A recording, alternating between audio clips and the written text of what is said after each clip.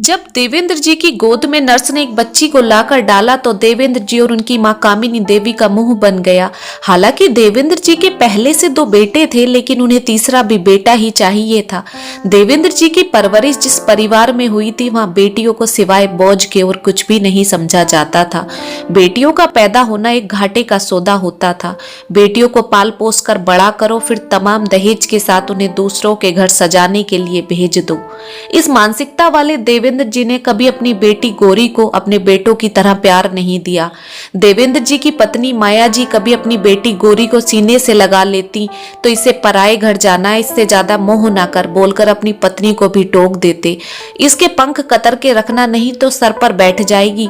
दूसरों के घर जाना है, इसे बोलकर देवेंद्र जी ने गौरी को एक पिंजरे के कैद पक्षी की तरह रखा। प्यार और अपनेपन की भूखी गौरी अनिल की तरफ खिंचती चली गई। चंद मीठी बातों के बदले अनिल गौरी से अपनी हवस की भूख मिटाता रहा। गौरी उस सबको प्यार समझती रही। जैसे ही गौरी पेट से हुई, अनिल गौरी को छोड़कर भाग गया। हरामखोर ने कहीं मुंह दिखाने के लायक नहीं छोड़ा मुझे।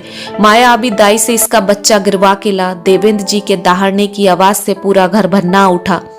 लल्ला, इस करमजली के फेरे फेर दे, ऐसे ना मुक्ति मिलेगी तुझे इससे। पर अम्मा, इससे ब्याह कौन करेगा? इस डंकनी ने तो अपना मुंह काला करवा रखा है।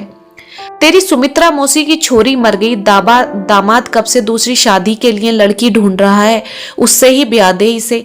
पर अम्मा, वो तो 40 साल का है। तो क्या हुआ, तेरी लड़की कौन सा दूध की धुली हुई है? हाँ अम्मा, कह तो ठीक ही रही हो, मैं चलाता हूँ शादी की बात।